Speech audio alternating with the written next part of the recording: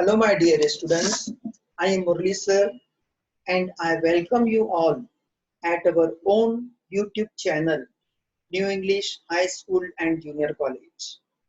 Today, I will be teaching you bookkeeping and accountancy subjects, in which you will learn about company accounts, issue of shares.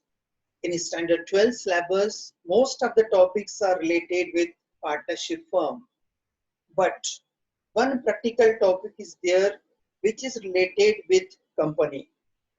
I will start with that topic. So we shall begin now. The content of the topic is meaning and definition, history and advantages of shares, types of share capital, types of shares, issue of shares at par, premium and discount, oversubscription and undersubscription, forfeiture of shares, entries for issue of shares. So the first point is meaning and definition. Issue of shares is the process in which company allot new shares to public. Issue of shares एक process है जहां पर company अपने new share holders को shares issue करती है। यानी issue of shares एक प्रोसीजर होता है जहां पर जब कंपनी को अपना कैपिटल रेज करना होता है तो मार्केट में न्यू शेयर्स पब्लिक को इशू करती है। When the company has to raise its capital, it issues the shares to public. यानी जब कंपनी को अपना कैपिटल रेज करना होता है तो वो पब्लिक को शेयर्स इशू करती है। कंपनी को कैपिटल की जरूरत क्यों पड़ती है? क्योंकि कंपनी के स्मूथ रनिंग के लिए, उसके एक्सपेंशन के लिए, उसको न्यू एसेट्स परचेज करने के लिए, न्यू प्रोजेक्ट्स लगाने के लिए कंपनी को कैपिटल की जरूरत पड़ती है।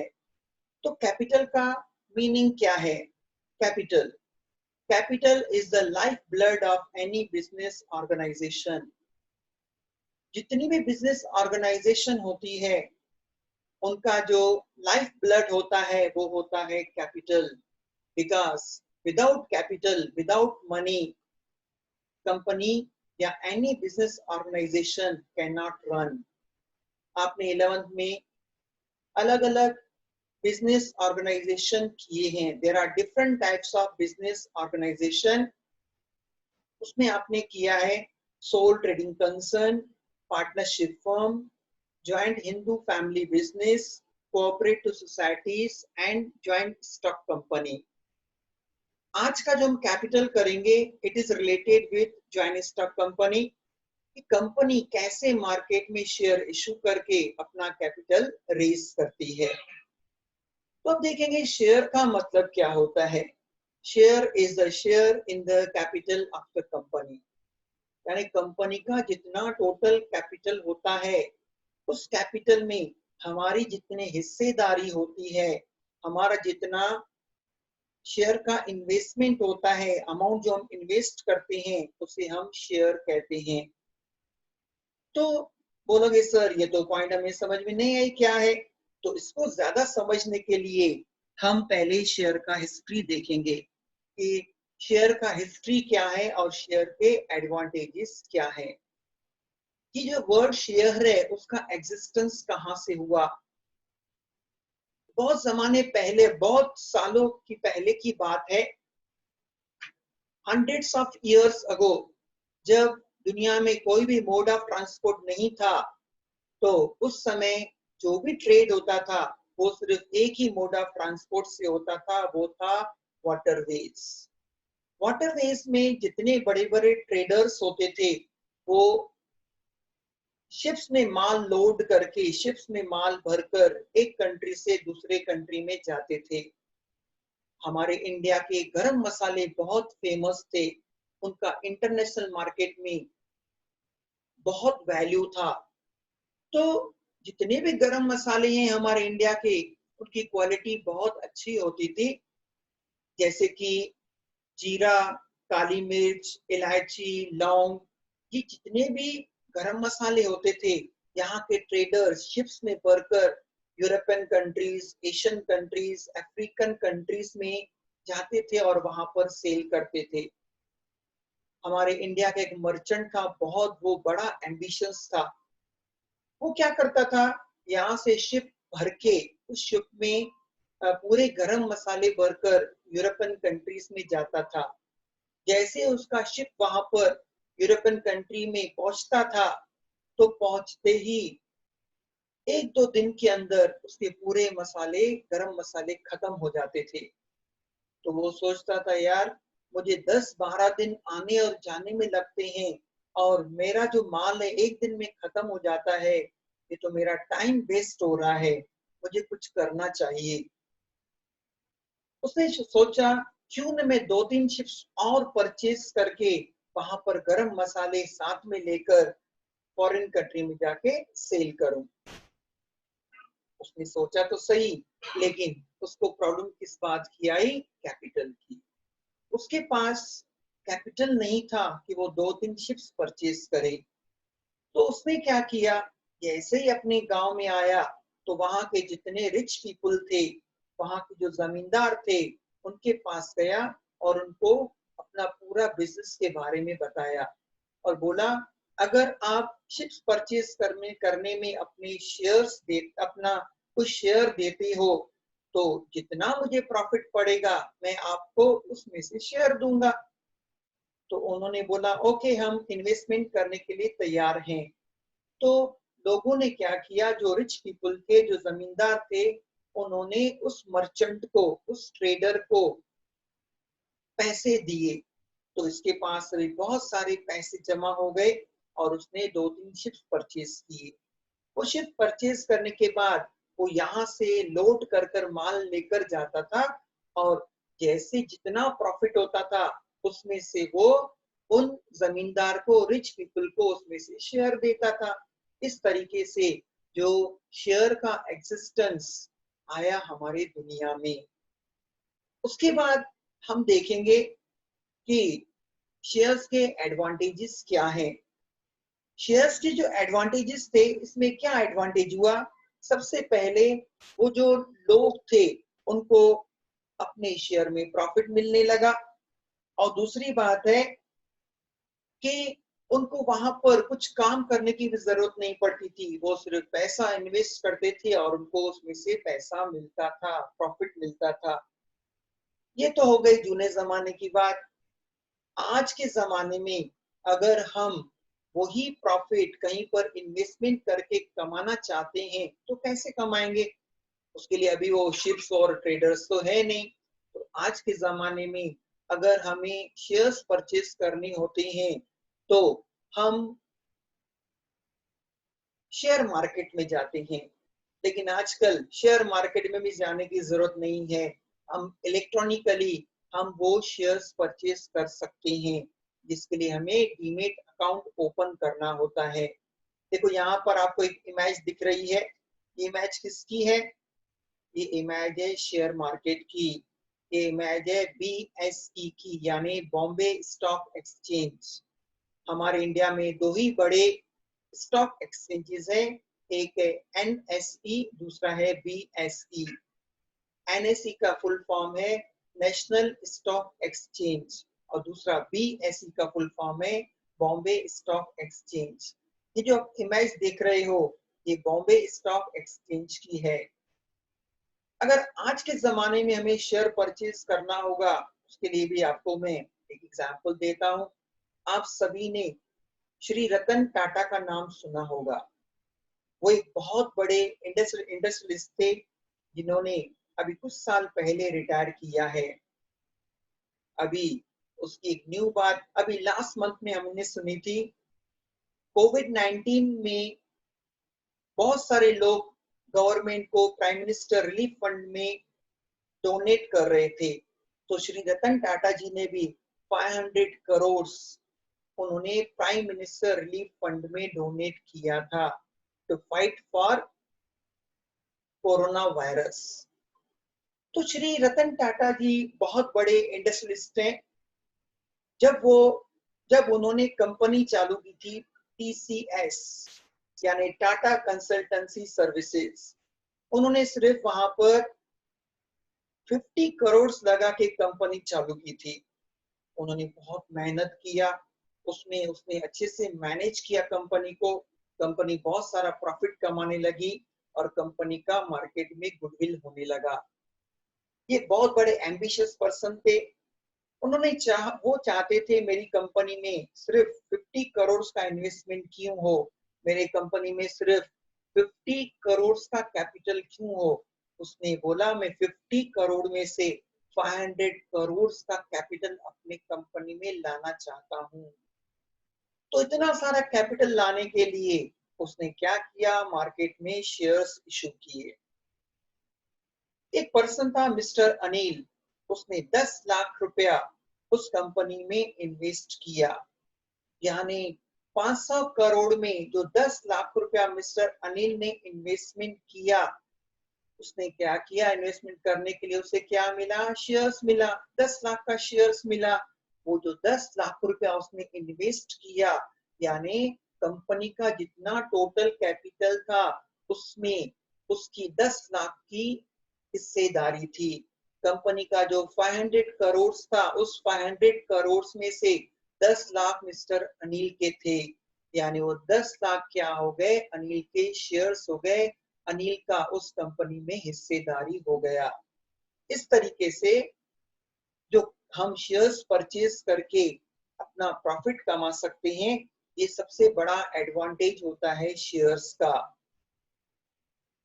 और जैसे जैसे कंपनी प्रॉफिट कमाती है, उस प्रॉफिट में से हमें जो हिस्सा मिलता है वो हमारा क्या होता है, हमारा हक होता है, हमारा एक हिस्सा होता है। दूसरी बात है, जब हम कंपनी में पैसा इन्वेस्ट करते हैं, हमें वहां पर जाके काम करने की जरूरत नहीं होती है। वहां पर बहुत qualified person, professional person appoint किए जाते हैं। जैसे कि मैनेजर्स होते हैं कंपनी में, बोर्ड ऑफ डायरेक्टर्स होते हैं, हेड ऑफ डिपार्टमेंट्स होते हैं, अलग अलग डिपार्टमेंट के हेड्स होते हैं। जैसे परचेज डिपार्टमेंट, सेल डिपार्टमेंट, वहां पर परचेज मैनेजर, सेल मैनेजर्स होते हैं और इतने सारे एम्प्लॉइज होते हैं, सब क्वालिफाइड होते हैं। वो हमारे लिए काम करते हैं, हमें प्रॉफिट कमाने के लिए वो काम करते हैं। सिर्फ हमें वहां पर पैसों का इन्वेस्टमेंट करना पड़ता है।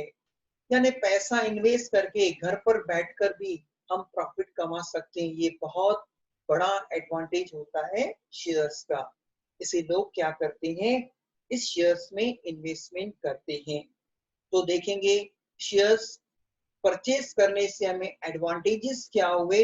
सबसे पहले, कंपनी का जितना प्रॉफिट होगा उसमें से कंपनी हमें एक हिस्सा देगी, क्योंकि हमने कंपनी में इन्वेस्टमेंट किया है। दूसरा, हमें वहां पर जाके काम करने की जरूरत नहीं पड़ती है। तीसरा, हमें ये फायदा पड़ता है, जैसे जैसे कंपनी प्रॉफिट्स कमाती है तो कंपनी का मार्केट में गुडविल बढ़ता है, और जब गुडविल बढ़ेगा तो नेचुरली शेयर का जो फेस वैल्यू है वो बढ़ता है। अभी फेस वैल्यू क्या होता है, सपोज मैंने 10 रुपीज का शेयर परचेज किया, कंपनी का इतना गुडविल हो गया, कंपनी का इतना मार्केट में नाम हो गया कि 10 रुपीज का शेयर अभी 12 रुपीज में बिकने लगा। और सपोज मैंने अगर 10,000 शेयर्स परचेज किए हैं, 10,000 इंटू 10 रुपी, यानी मैंने कंपनी में 1 लाख रुपया इन्वेस्टमेंट किया है, लेकिन अभी उस शेयर की वैल्यू 10 की जगह पर 12 रुपीज हो गई है। यानी अभी शेयर से मुझे, अगर मैं मार्केट में शेयर्स बेचूंगा तो मुझे 1 लाख नहीं, मुझे 1,20,000 मिलेगा। यानी 20,000 का मुझे उसमें भी प्रॉफिट हुआ। तो इस तरीके से शेयर्स परचेज करके हम बहुत सारे प्रॉफिट कमा सकते हैं। तो ये हमारे हुए एडवांटेजेस ऑफ शेयर्स। अब जब हम शेयर परचेज करते हैं, उस समय हमें पूरा का पूरा पैसा एक साथ नहीं भरना होता है।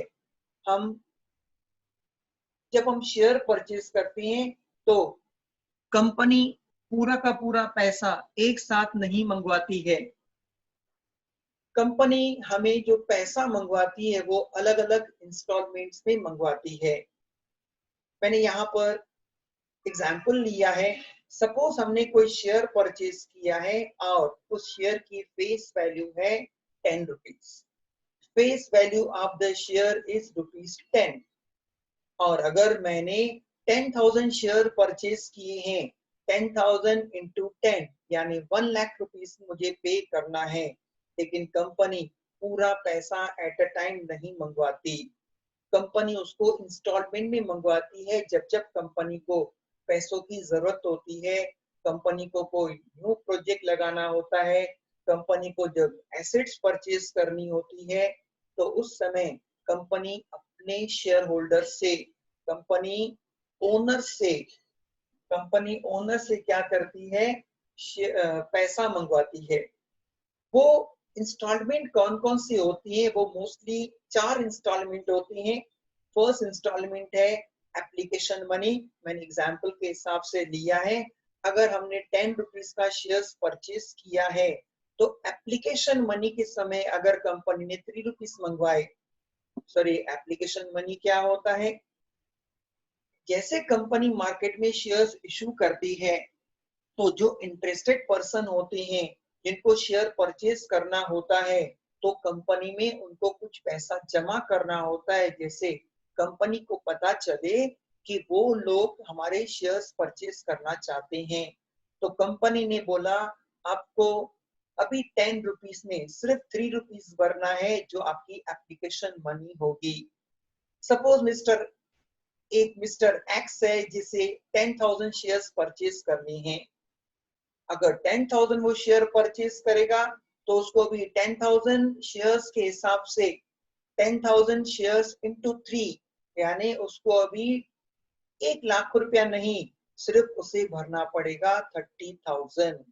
10,000 इंटू 3, और उससे कंपनी को कंफर्मेशन हो जाएगी कि ये पर्सन मेरा 10,000 का शेयर परचेज करना चाहता है। तो 10,000 इंटू 3 यानी सिर्फ वो भरेगा 30,000 instead of 1 lakh. Application money के बाद है अलॉटमेंट मनी। अलॉटमेंट मनी क्या होती है? जब कंपनी के पास पूरे पैसे जमा हो जाते हैं, कंपनी के पास पता चलता है मेरे कितने लोग मेरे शेयर परचेज करना चाहते हैं, उसके बाद कंपनी हमें शेयर्स अलॉट करती है। जैसे मिस्टर एक्स ने 10,000 शेयर्स परचेज किए हैं, उसको 30,000 भरने पड़े एप्लीकेशन के समय।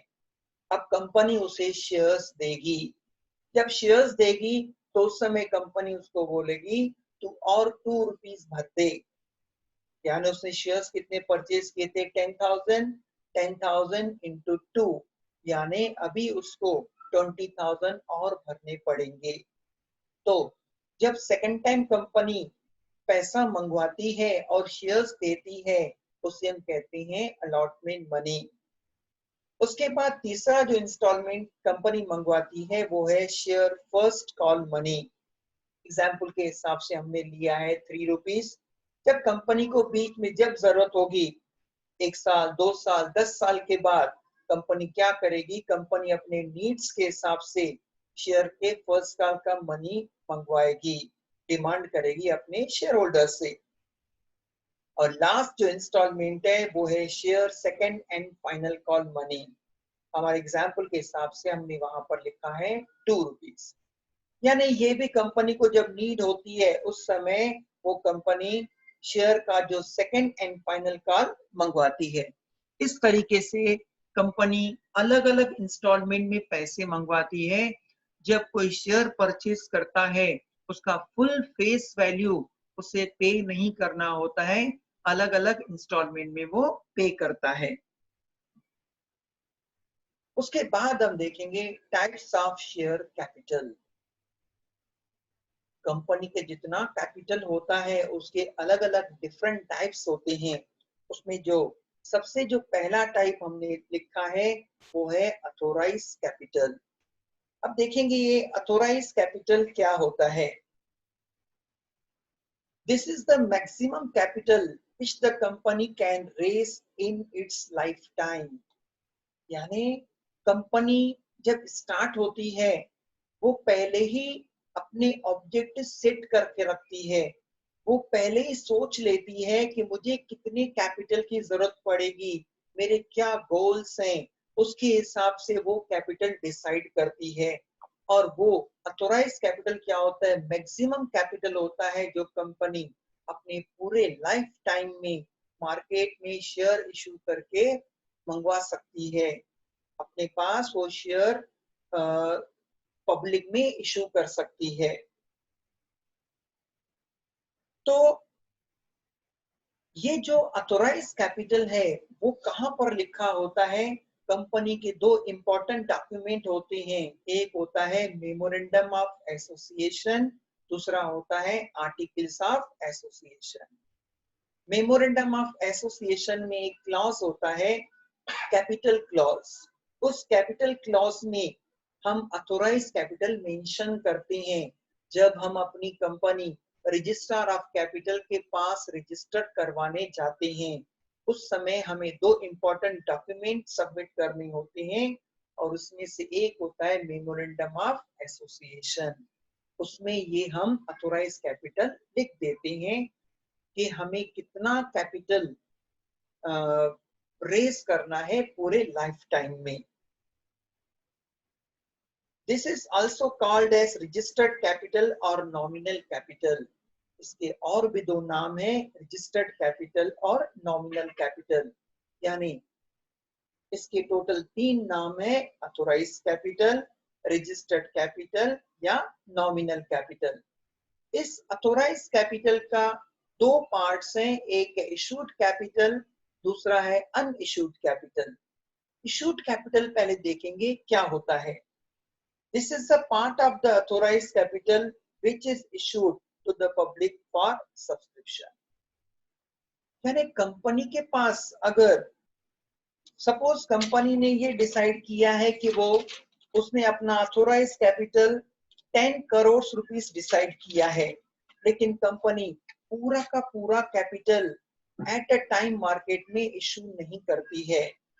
उस 10 करोड़ में से कंपनी को फिलहाल अभी नीड है 8 करोड़ की, तो कंपनी सिर्फ 8 करोड़ के शेयर्स मार्केट में इशू करेगी।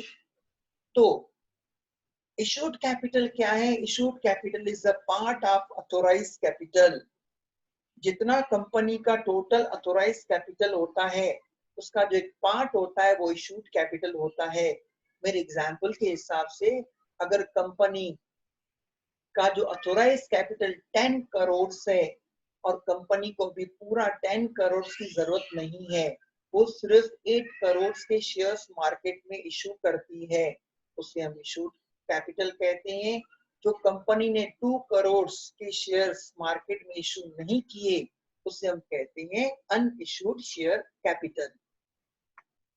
फिर इशूड कैपिटल के भी दो पार्ट्स हैं, एक है सब्सक्राइब्ड शेयर कैपिटल, दूसरा है अनसब्सक्राइब्ड शेयर कैपिटल। अब कंपनी जितने शेयर मार्केट में इशू करती है उसको पता कैसे चलता है कि किन लोगों ने मुझे कौन से लोग, कितने लोग मेरे शेयर्स परचेस करना चाहते हैं, उनको पता चलता है सब्सक्राइब कैपिटल से। जैसे मैंने एग्जांपल दिया, अगर कंपनी 8 करोड़ के मार्केट में शेयर इशू करती है, सबके सब शेयर किस कंपनी के हो सकता है सेल ना भी हो। सपोज मेरे एग्जांपल के हिसाब से 8 करोड़ में से 7.5 करोड़ से शेयर पब्लिक ने सब्सक्राइब किए, यानी पब्लिक ने इंटरेस्ट दिखाया और पब्लिक ने उनके एप्लीकेशन मनी के हिसाब से कंपनी को पैसे भेज दिए। क्योंकि मैंने इससे पहले आपको एक स्लाइड दिखाया था, वहां पर क्या था, different types of instalment of share. उसमें हमने 4 अलग अलग इंस्टॉलमेंट किए थे। उसका फर्स्ट इंस्टॉलमेंट क्या था? Application money. तो सब्सक्राइब कैपिटल में ही एप्लीकेशन मनी शेयर होल्डर भेजता है कंपनी के पास और कंपनी को उससे ही पता चलता है कि कितने लोग मेरे शेयर्स परचेज करना चाहते हैं। तो मेरे एग्जांपल के हिसाब से 8 करोड़ में से 7.5 करोड़ के शेयर्स लोग परचेज करना चाहते हैं, तो वो जो 7.5 करोड़ है, 7.5 करोड़ के शेयर पब्लिक परचेज करेगी। पब्लिक ने जो इंटरेस्ट दिखाया है उसे हम कहेंगे सब्सक्राइब कैपिटल। यानी 50 लाख के शेयर्स पब्लिक परचेज करना नहीं चाहती है, उसे हम कहते हैं अनसब्सक्राइब शेयर कैपिटल। अब हमने ये भी किया है कि पूरा का पूरा शेयर्स के पैसे कंपनी एट अ टाइम नहीं मंगवाती। जब उन्होंने एप्लीकेशन लोगों ने भरा था, कंपनी में इंटरेस्ट दिखाया था, तो उसको हमने कहा सब्सक्राइब कैपिटल। अब सब्सक्राइब कैपिटल के भी देखो दो पार्ट्स हैं, एक है कॉल्ड अप कैपिटल, दूसरा है अनकॉल्ड शेयर कैपिटल। अब कॉल्ड अप कैपिटल का मतलब क्या होता है, हमने पहले जब किया था डिफरेंट इंस्टॉलमेंट, उसमें हमने किया एक एप्लीकेशन मनी। वो कब कंपनी मंगवाती है, जब लोग सब्सक्राइब करते हैं, यानी सब्सक्राइब्ड शेयर कैपिटल के समय। अब जब कंपनी लोगों को, पब्लिक को शेयर्स देगी, उस समय कंपनी कॉल्ड अप कैपिटल मंगवाएगी। वो पब्लिक को डिमांड करेगी और इतने पैसे मुझे बेच दो। तो जब शेयर्स दिए जाते हैं, शेयर्स अलॉट किए जाते हैं, उस समय कंपनी पब्लिक से पैसा कॉल करती है, कैपिटल को कॉल करती है। मेरे एग्जांपल के हिसाब से जो हमने 4 इंस्टॉलमेंट किए थे, 3 रुपीस हमने एप्लीकेशन मनी किया था, वो हो गया सब्सक्राइब कैपिटल। 2 रुपीस कंपनी ने शेयर्स अलॉटमेंट करते समय डिमांड किया था, वो हो गया कॉल्ड अप कैपिटल। अगर कंपनी फर्स्ट कॉल के पैसे मंगवाती है, वो भी कॉल्ड अप कैपिटल में जाएगा। यानी जब जब कंपनी पब्लिक से पैसा कॉल करती है कि इतने पैसे आप भर दो, उसे हम कॉल्ड अप कैपिटल कहते हैं। बाकी जो कंपनी पैसा पब्लिक से नहीं मांगती है, उसे हम कहते हैं अनकॉल्ड कैपिटल। अब कंपनी ने जितना कॉल किया, ये जरूरी नहीं है कि सबके सब लोग पैसे भरें। कुछ ऐसे भी लोग होते हैं, उन्होंने शेयर्स का सब्सक्रिप्शन किया है, उन्होंने एप्लीकेशन मनी भरी है, लेकिन जब उनको अलॉटमेंट मनी भरने को कहा गया, तो उनके पास पैसे नहीं थे भरने के। देखो, हर एक के अपने अपने पर्सनल रीजंस होते हैं। सपोज कोई पर्सन है जिसका पेरेंट हॉस्पिटल में एडमिट है, जब कंपनी ने पैसों का कॉल किया था, उसके फादर का कोई ऑपरेशन हुआ है, वहां पर उसका 5 लाख रुपया खर्च हो गया है। अभी वो कैपेबल नहीं है कि कंपनी ने पैसे मंगवाए और उसके पास उस समय पैसे अवेलेबल हो। तो ऐसे भी लोग होते हैं, जब कंपनी पैसों का कॉल करती है, तो वो लोग पैसे भर नहीं पाते हैं। सपोज ऐसा एक शेयर होल्डर है, मिस्टर ए, उसने 10,000 शेयर परचेज करके रखे हैं। उसने 10,000 शेयर्स का एप्लीकेशन दिया था, लेकिन जब कंपनी ने उसको और पैसा भरने को कहा, उसने कंपनी ने उसको अलॉटमेंट मनी भरने को कहा, 2 रुपया। 10,000 इंटू 2 रुपीज, यानी उसको 20,000 भरना था, लेकिन उस बेचारे के पास पैसे थे ही नहीं भरने को। तो ये जरूरी नहीं कि कंपनी कॉल करे और सभी लोग पैसे भर पाए। जो पैसा कंपनी के पास नहीं आता है, उसे हम कहते हैं अनपेड कैपिटल और कॉल्ड इन अरियर्स। बाकी ऐसे 2-4 लोग तो मिलते ही हैं जो पैसा नहीं भरते हैं ड्यू टू एनी रीजन। तो जो पैसा लोगों ने भरा, जो इंस्टॉलमेंट पब्लिक ने पे की, उसे हम कहते हैं पेड अप कैपिटल। उसके बाद लास्ट हम करेंगे रिजर्व कैपिटल। हमने देखो अनकॉल्ड शेयर कैपिटल में एक इंस्टॉलमेंट अभी तक रखी है, यानी सेकंड एंड फाइनल कॉल, जो हमारे एग्जाम्पल के हिसाब से 2 रुपीज था। कंपनी जनरली एक पोर्शन, एक इंस्टॉलमेंट अपने पास रख देती है, जिसे हम अनकॉल्ड कैपिटल कहते हैं। वो एज अ रिजर्व कैपिटल करके रखती है। क्यों? क्योंकि कंपनी को, चलो अभी कंपनी अच्छी चल रही है, कंपनी के प्रॉफिट अच्छे अच्छे हो रहे हैं, लेकिन ऐसा भी तो होता है कभी कभी 2-3 साल में कंटिन्यूअस लॉसेस हो ड्यू टू एनी रीजन। बहुत सारे रीजन हो सकते हैं। तो उन रीजंस की वजह से अगर कंपनी को लॉसेस होते हैं, तो कंपनी की ऐसी हालत होती है कि कंपनी को वाइंडिंग अप करना पड़ता है। ऐसे केस में जब कंपनी वाइंडिंग अप करती है उस समय ये जो उसका पैसा है अनकॉल्ड कैपिटल वो क्या करती है, रिजर्व करके रख देती है और उसको इमरजेंसी में अपने शेयर होल्डर्स को भरने को कहती है। तो रिजर्व कैपिटल क्या है? Reserve capital is